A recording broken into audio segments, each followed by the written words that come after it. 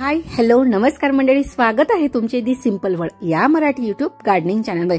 मंडळी, mid Feb सुरू झालेला आहे आणि येत्या 8 ते 10 दिवसांमध्ये हा मंथ देखील संपून जाईल आणि आपला जो डॉर्मन्सी पिरियड असतो झाडांचा तो देखील संपलेला आहे।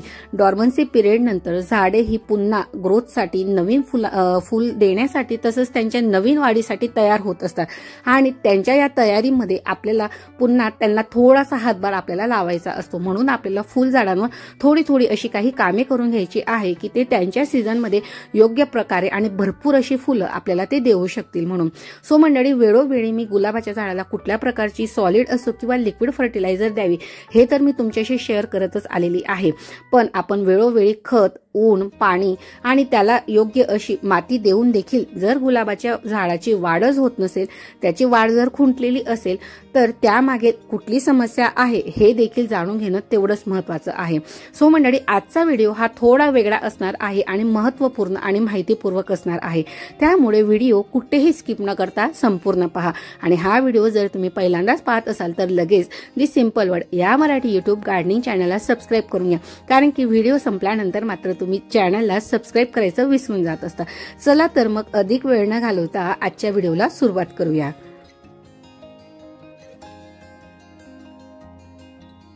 मंडळी, वेळोवेळी खत, पाणी, त्यानंतर सूर्यप्रकाश देऊन देखील जर गुलाबाच्या झाडावर कळ्या तयार होत नसतील किंवा त्याला फुलं येत नसतील तर त्यासाठी आज आपण असं घरगुती असं सोपं असं फर्टिलायझर झाडाला देऊन घेणार आहोत।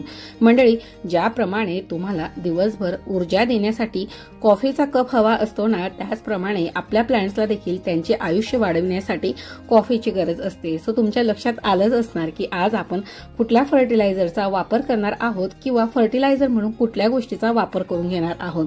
मंडळी, कॉफीमध्ये नायट्रोजन आणि बरेच असे मिनरल्स असतात। आपण इनडोअर आणि आउटडोअर प्लांटची जी काही लाईफ शेल आहे ती टिकवून ठेवण्यासाठी देखील बरेच असे नॅचरल घटक हे कॉफीमध्ये असतात। मंडळी, नॅचरल घटकमध्ये जसं की कॅल्शियम आलं, तांबे आलं, पोटॅशियम आलं, कॅफिन आलं, हे सर्व पोषक मूल्य कॉफीमध्ये आढळत असतात। आणि काही गार्डन प्रेमींचं तर असं देखील म्हणणं आहे की कॉफी ही फक्त ऍसिडिक किंवा ज्या मातीमध्ये क्षारांचं प्रमाण जास्त असतं त्या मातीवरच आपण कॉफीचा वापर करायला हवा, पण गुलाब हे असं प्लांट आहे की ते देखील ऍसिडिक लवर आहे। सो गुलाबाला कॉफी हे खत म्हणून उत्तम प्रकारे काम करत असतं। सो आज आपण कॉफीचा वापर कशा प्रकारे करायचा ते देखील पाहून घेणार आहोत आणि त्यासोबत बऱ्याच अशा छोट्या छोट्या टिप्स देखील मी तुमच्याशी शेअर करणार आहे। मंडळी, सर्वात प्रथम ज्यावेळेस तुम्ही झाडांना खत देणार असतात, मग ते लिक्विड फर्टिलायझर असो किंवा सॉलिड फर्टिलायझर असो किंवा कुठलंही खत असो, पण ज्यावेळेस आपल्याला खत द्यायचं असतं त्यात सर्वात प्रथम तुमच्या झाडांवर जे काही ब्राऊन, येलो किंवा जे काही ड्राय झालेले लीव्स असतात, जी काही पानं असतात खराब झालेली असो, ती सर्व तुम्ही सर्वात प्रथम काढून घ्यायची आहे। त्यानंतर कुंडीतील जी काही माती असते ती पूर्णपणे व्यवस्थित प्रकारे उकरून घ्यायची आहे। त्यामध्ये बऱ्याच वेळेस लहान मोठी मुळे जी असतात ना ती देखील त्याने तुटत असतात, पण इट्स ओके, ते मुळं जरी तुटली ना त्याने फारसा काही फरक हा झाडाला पडणार नसतो। पण पूर्णपणे जर आपण अशा प्रकारे माती जर उकरून घेतली तर हवा ही आतपर्यंत झाडाच्या मुळांपर्यंत जात असते आणि आतल्या मुळांना देखील ऑक्सिजन जो असतो तो बऱ्या प्रमाणामध्ये त्या ठिकाणी मिळत असतो। सो ज्यावेळेस तुम्ही सॉलिड फर्टिलायझर झाडाला देणार असणार ते देखील तुमच्या मातीवर डिपेंड आहे। आता या ठिकाणी माझ्या कुंडीतील जी माती आहे ती थोडी ओलसर आहे, सो या ठिकाणी मी आता लिक्विड फर्टिलायझरचा वापर करणार नाही आहे। सो मी या ठिकाणी आता सॉलिड फर्टिलायझर वापर करून घेणार आहे।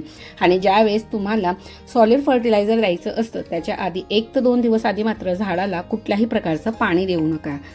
मंडळी, प्रत्येकाच्या घरामध्ये कॉफी लवर तरी एक तरी व्यक्ती असतो। अशा वेळेस आपण आपल्या घरामध्ये कॉफीची एखादी बरणी किंवा जार आणत असतो, मग ती छोटी असो किंवा मोठी असो। ही कॉफीची बरणी सीलपॅक असते आणि एकदा जर ती उघडली आणि ती परत सीलपॅक करता येत नसते, परिणामी काय होतं की हवेच्या संपर्कात कॉफी आल्यामुळे बरणीतील कॉफीचे गोळे तयार होत असतात। काही वेळा वातावरणातील आर्द्रतेमुळे देखील ही कॉफी ओली होऊन तिचे गठ्ठे तयार होत असतात। अशा वेळेस आपण ही कॉफी वापर वापरण्यायोग्य राहत नसते आणि कॉफी बराच काळ स्टोअर केल्यामुळे देखील काही वेळा तिचा रंग आणि तिची चव ही बदलत असते. सो अशा वेळेस ती कॉफी टाकून न देता आपण आपल्या घरच्या गार्डनमध्ये किंवा बाल्कनीमधील रोपांसाठी तिचा खत म्हणून वापर करू शकतो. सो तयार झालेल्या जे काही गोळे असतात किंवा जे काही गट्टे असतात त्यांना तुम्ही थोड्या पाण्यात टाकून 2 ते 3 दिवसासाठी ते पाणी तसंच ठेवून द्यायचं.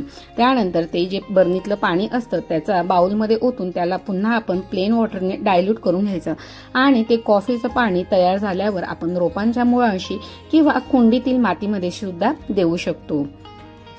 सो मंडळी, हे तर झालं लिक्विड फर्टिलायझर विषयी. पण या ठिकाणी मी डायरेक्टली कॉफी पावडरचा वापर करून घेत होती. ऑलरेडी कुंडीतील जी काही माती होती ती ओलसर होती. सो या ठिकाणी मी लिक्विड फर्टिलायझर वापरण्याचं अवॉइड केलेलं होतं. पण मी तुम्हाला लिक्विड फर्टिलायझर देखील बनवून दाखवणार आहे. सो मंडळी, या ठिकाणी जी कुंडी होती ती 10 ते 12 इंचची होती. सो या ठिकाणी मी 2 टेबलस्पून म्हणजे 1 टेबलस्पून धरला तरी चालणार आहे, कारण की कॉफी ही अगदी कमी प्रमाणात निघालेली होती. जर तुमच्याकडे खराब कॉफी नसेल तर तुम्हाला अगदी मार्केटमध्ये 2 रुपयापासून त्याचे सॅशे मिळत असतात. सो मी या ठिकाणी 12 ते 14 इंचच्या कुंडीसाठी 2 जे काही सॅशे होते ते वापरून घेतलेले होते.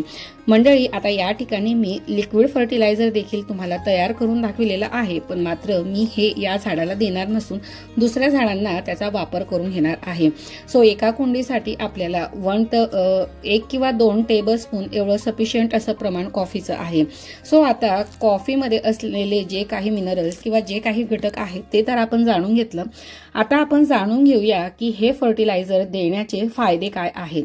मंडळी, कुंडीतील मातीची गुणवत्ता ही अधिक प्रमाणात वाढविण्यासाठी आपण माती ही डायरेक्टली मातीमध्ये कॉफी देखील मिसळू शकतो.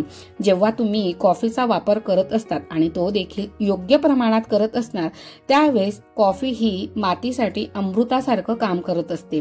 मंडळी, हे लिक्विड फर्टिलायझर झाडांना ज्यावेळेस आपण देत असतो तेव्हा फुलंही छान फुललेली दिसून येत असतील आणि झाड देखील याने बहरलेलं राहील. त्याचप्रमाणे रोपाला जेव्हा किडे लागत असतात ते टाळण्यासाठी देखील तुम्ही या लिक्विड फर्टिलायझरचा वापर करू शकता. आठवड्यातून एकदा हे तुम्ही कॉफी लिक्विड फर्टिलायझर. सो मंडळी, अशा प्रकारे तुम्ही कॉफीचा वापर झाडाला खत म्हणून नक्कीच करू शकतात आणि त्याचे खूप छान प्रकारचे जे काही फायदे आहेत ते तुम्हाला नक्कीच तुमच्या गुलाबाच्या झाडावर नक्कीच दिसून येतील. सो मंडळी, आजचा हा व्हिडिओ आणि व्हिडिओतील माहिती तुम्हाला थोडी जरी हेल्पफुल ठरली असेल तर मात्र व्हिडिओला एक लाईक करायला अजिबात कंजूसी करू नका. आणि हो, अजूनही तुम्ही दी सिंपल वर्ड या मराठी युट्यूब गार्डनिंग चॅनलला जर सबस्क्राईब केलं नसेल तर सबस्क्राईब बटन प्रेस करून त्यासमोरील बेल आयकॉन प्रेस करून त्यासमोरील ऑलचं ऑप्शन सिलेक्ट करा, जेणेकरून येणारा पुढचा गार्डनिंगचा व्हिडिओ तुम्ही माझा मिस करणार नाही. कारण की असेच नवनवीन आणि माहितीपूर्वक गार्डनिंगचे मराठीतून व्हिडिओ मी तुमच्यासाठी घेऊन येत असते. चला तर मग मंडळी, भेटूया पुन्हा एका नवीन आणि माहितीपूर्वक व्हिडिओमध्ये. तोपर्यंत मात्र तुम्ही देखील तुमच्या गुलाबाच्या झाडाला अशा प्रकारचं खत नक्कीच देऊन पहा आणि त्याचा रिझल्ट काय आला आहे ते मात्र कमेंट सेक्शनमध्ये लिहायला अजिबात विसरू नका. So take care and bye. Happy gardening.